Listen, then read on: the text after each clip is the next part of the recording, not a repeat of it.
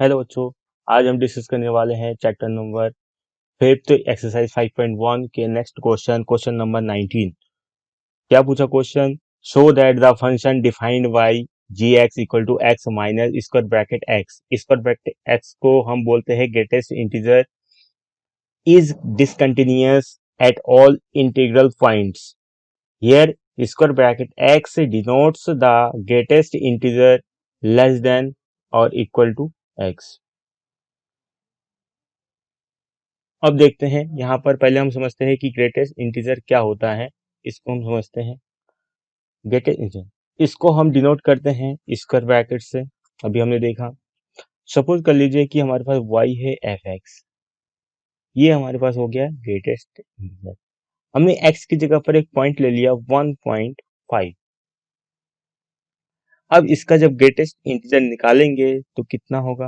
1.5 का। हमने एक लाइन ले लिया, रियल लाइन।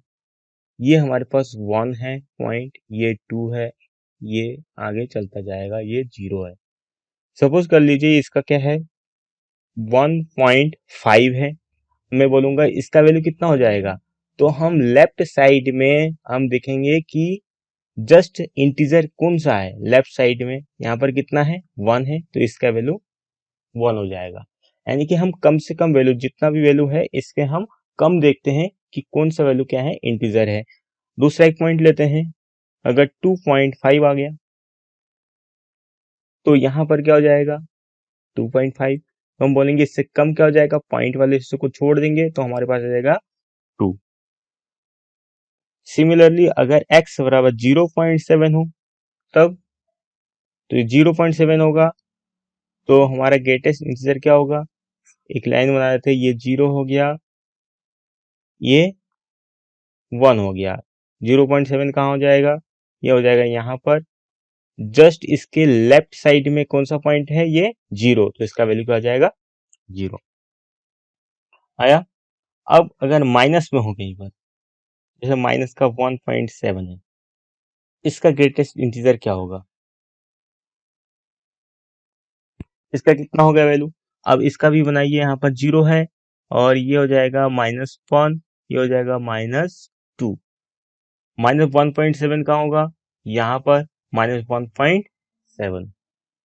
इसके लेफ्ट साइड में जस्ट क्या हो जाएगा? ये -2, तो इसका वैल्यू हो जाएगा -2। आया समझ में? तो इस टाइप के क्वेश्चन हम करेंगे की वैल्यू। सपोज कर लीजिए हमारे पास कोई पॉइंट दिया है, कोई इंटीजर दिया है, ए दिया है इंटीजर, और हमने इसमें से थोड़ा सा पॉइंट यानी कि लेस कर दिया। पॉइंट में एच का वैल्यू क्या होता है? ये लेस देन 1 होता है और ग्रेटर देन 0 होता है। तो मैंने एच को यहाँ पर जैसे ही लेस कर देंगे तो यानी कि हमारे पास कितना हो जाएगा? अगर इसको सपोज कर ले एच का वैल्यू है 0.5 और ए का वैल्यू है 2 दिया है, जब इसको माइनस करेंगे तो हमारे पास क्या आ जाएगा? 1.5, और 1.5 का वैल्यू कितना हो जाएगा? 1 होता है। यानी कि हमारे पास जो पॉइंट दिया है इंटीजर, ये 2, इस 2 से क्या होगा? एक कम हो जाता है, एक माइनस कर देते हैं तभी जाके आ जाता है, यानी कि ए में से यहाँ पर एक माइनस हो जाएगा। आया समझ में? तो नेक्स्ट यहाँ पर हम देखते हैं,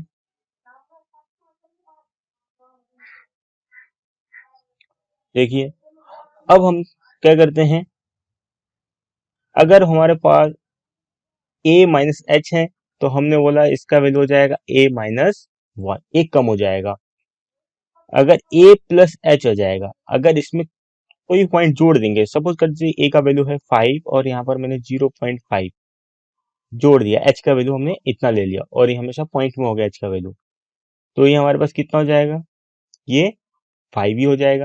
यानी कि हम h को अगर जोड़ दे और a क्या है? इंटीजर है, तो हमेशा ये a रहेगा। तो इन दोनों कॉन्सेप्ट का याद कर लेना।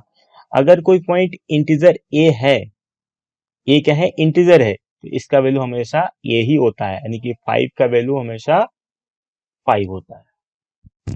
तो इसका ग्राफ कैसे ड्रॉ करेंगे? ध्यान से देखो, ये हमारे पास है 0, ये वाला हमारे पास 1, ये 2, ये 3, ये 4 एंड ये 5 होगा। ये हमारे पास 1 2 3 4 एंड 5, इधर हमारे पास माइनस का 1 -2 -3 -4 -1 -2 -3 -4 एंड सो ऑन। इसको हमने x बोला, ये डोमेन हुआ, और ये हमारे पास क्या हो जाएगा, रेंज होता है जिसको हम y भी बोलते हैं। यानी कि ये डोमेन हुआ, ये फंक्शन का वैल्यू हो गया y एक्सिस वाला।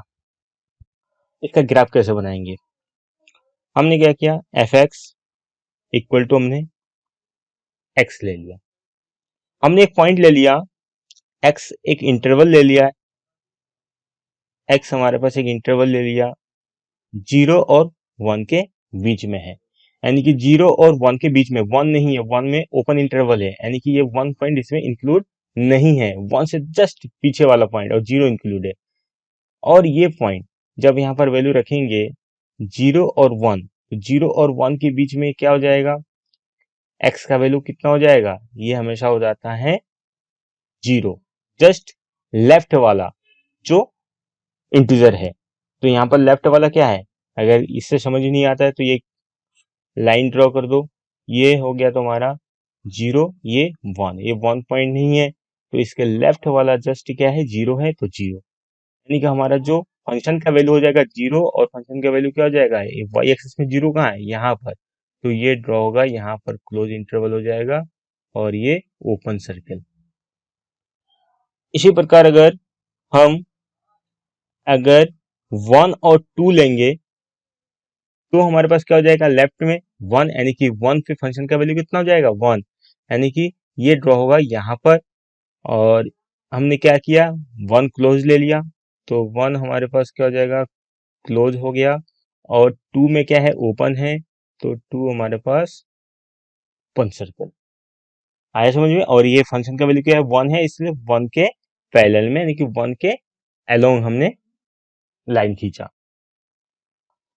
इसी प्रकार अगर हम 2 3 लेंगे तो क्या हो जाएगा, ये 2 में जाएगा, यहाँ पर क्लोज इंटरवल, और ये हो जाएगा ओपन, यानी कि यहाँ पर ओपन सर्कल।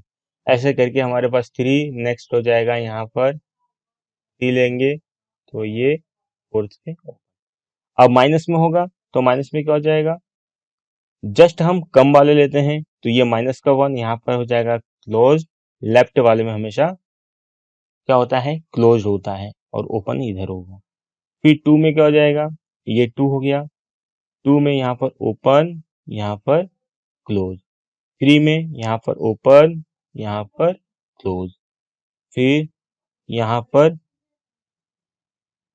यहाँ पर ओपन, यहाँ पर क्लोज। अब ध्यान से देखो, क्या ये कंटिन्यूअस है, एक दूसरे टच है, ये हमेशा ब्रेक है, तो ये हमें डिसकंटिन्यूअस है, यानी ग्रेटेस्ट इंटीजर जो होगा वो ऑल इंटीजर पर क्या हो जाएगा, ये डिसकंटिन्यूअस होगा। और यही हमें प्रूव करना है, इसमें क्या कर दिया है, इंक्लूड कर दिया x-1। अगर ये डिसकंटिन्यूअस है और ये अगर कंटिन्यूअस हो भी गया, तो अगर माइनस करेंगे या सम करेंगे तो हमेशा वो क्या हो जाएगा, डिसकंटिन्यूअस होता है, क्योंकि डिसकंटिन्यूअस ज्यादा पावरफुल हो। ठीक, नेक्स्ट ऐसे ड्रॉ करेंगे।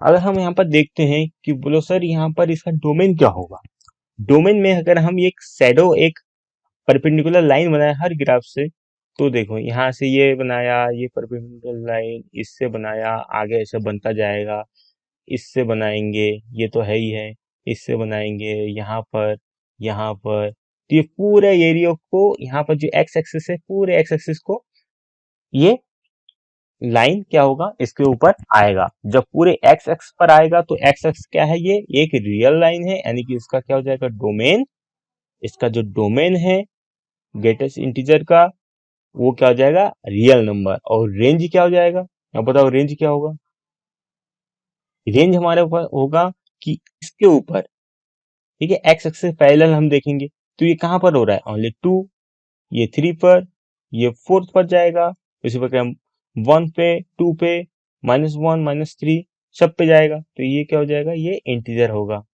ये क्या हो जाएगा, यानी कि इसका रेंज इंटीजर और डोमेन रियल नंबर। अब क्वेश्चन को करते हैं, इसको याद रखना, इस कंडीशन को। देखिए हमने मान लिया, suppose x equal to a and a belong to integer. Integer मतलब इसे हिंदी में क्या बोलते हैं, पूर्णांक। ठीक है, और ये ग्रेटेस्ट इंटीजर को बोलते हैं महत्तम पूर्णांक। ठीक, आगे देखो, हमने पॉइंट मान लिया x इक्वल टू a। हम क्या करते हैं, जब कंटिन्यूअस निकालते हैं तो हमारे पास फंक्शन का वैल्यू क्या दिया है, हमारे पास गिवन है G x equal to x minus. अब इसको हम ग्राफ द्वारा तो हमने देख लिया कि ये क्या है, डिसकंटिन्यूअस है, लेकिन हम मैथमेटिकली करेंगे तो हम फंक्शन का वैल्यू निकालेंगे पहले। तो फंक्शन का वैल्यू एफ ए, ये माना तो यहाँ पर ए कर देंगे। एफ ए इक्वल टू कितना हो जाएगा, यहाँ पर क्या है, एफ नहीं है, यहाँ पर जी है, जी कर दो। जी ए इक्वल टू कितना हो जाएगा, और value A and A greater. हमने क्या किया, इंटीजर ले लिया। तो अभी हमने बताया कि इंटीजर का वैल्यू हमेशा इंटीजर ही होता है, जैसे इंटीजर ऑफ 1 का वैल्यू 1 ही होगा, तो ये 0 आ गया। लेफ्ट हैंड लिमिट का value, limit x tends to a minus G x equal to limit x tends to a minus G X का वैल्यू कितना है, x minus.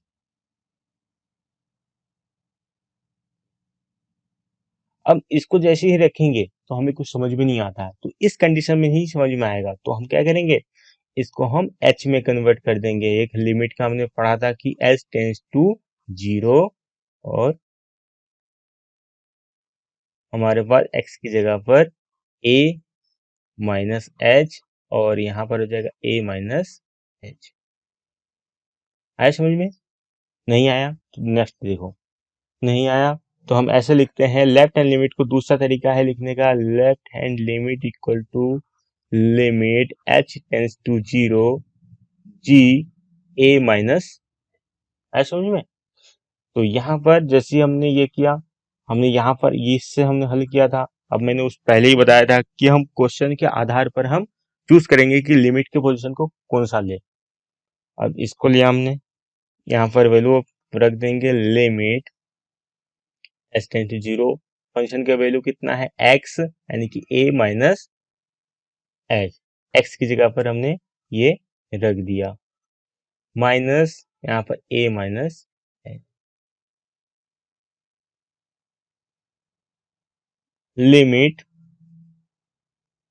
H tends to 0, यहाँ पर a माइनस एच का value है, यहाँ पर तो a माइनस एच ही होगा।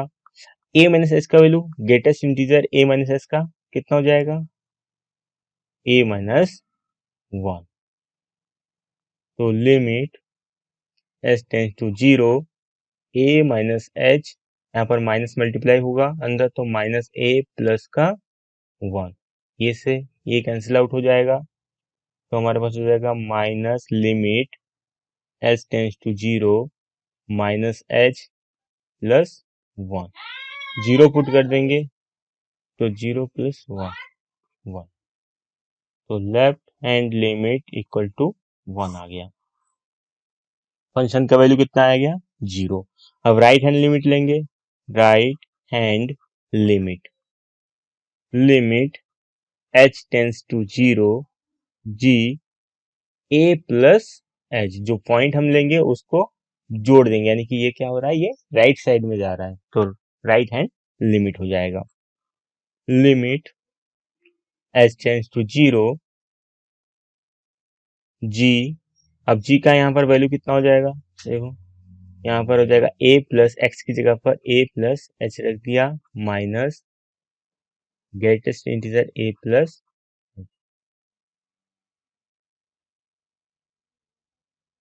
तो हमारे पास आ जाएगा limit h tends to 0 a plus H, और हमें पता है a प्लस एच का जो वैल्यू होगा, यानी कि h का वैल्यू पॉइंट में होगा, हमेशा ये इंटीजर हो जाएगा, तो इंटीजर हो गया, इससे ये कट गया। तो limit as tends to 0 h, इसका वैल्यू कितना होगा 0, यानी कि हमारे पास right hand limit equal to 0, ये आ गया। तो अब हमारे पास हम चेक करेंगे लेफ्ट हैंड लिमिट क्या बराबर है right hand limit. Left hand limit 1 आया, राइट हैंड लिमिट 0 आया, तो equal to no right hand limit. दोनों जब इक्वल नहीं है सो gx is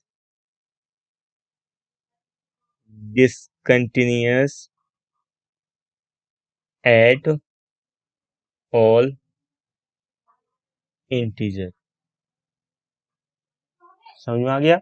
तो कोई भी इंटीजर में ये क्या होगा, ये कंटिन्यूस नहीं होगा, यानी कि ये डिसकंटिन्यूस होगा। समझ में आया, ये ग्रेटेस्ट इंटीजर का